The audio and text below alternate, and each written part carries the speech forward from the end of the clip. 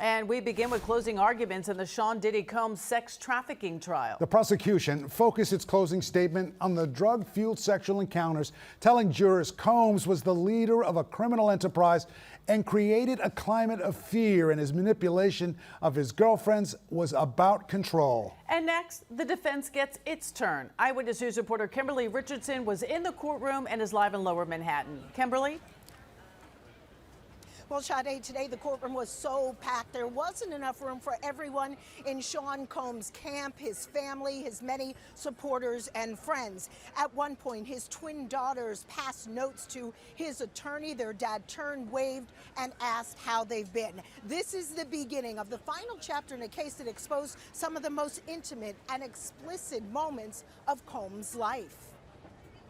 The prosecution closing arguments today in federal court. Jurors heard a voice message from Sean Combs to an ex-girlfriend who testified under the name Jane about setting up what she called hotel nights, drug-fueled sex sessions with paid male escorts. Prosecutors maintain the message is evidence that Combs trafficked Jane, who wanted no part of the so-called freak-offs, but feared violent reactions from Combs if she said no. Where my life is at right now, I don't have no time for no games, baby girl.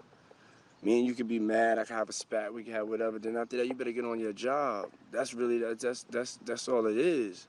Prosecutor Christy Slavic described Combs as a man who would not take no for an answer, used power, violence, and fear to get what he wanted. She explained the 55-year-old was head of a criminal organization she called, quote, Combs Enterprise, saying the disgraced mogul used a small army of employees to cater to his every whim, calling them foot soldiers, loyal lieutenants. Slavic methodically walked jurors through the charges: racketeering, 2 counts of sex trafficking, allegedly Cassie Ventura and Jane, and 2 counts of transportation to engage in prostitution.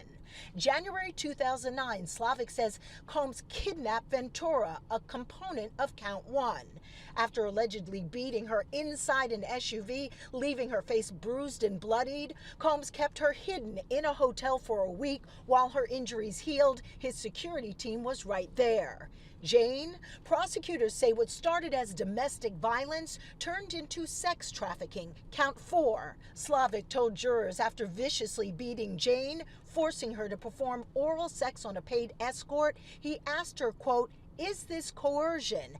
At that point, Slavic says Combs knew the feds were investigating him. The father of 7 has all along maintained his innocence, insisting any and all sexual encounters were consensual. It's all good, get your rest. You are the crack pipe. That's my new name for you, crack pipe.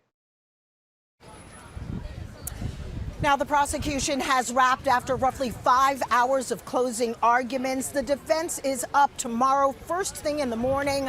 The jury could begin deliberating as early as Friday. For now, we're live in Lower Manhattan. Kemberly Richardson, Channel 7, Eyewitness News.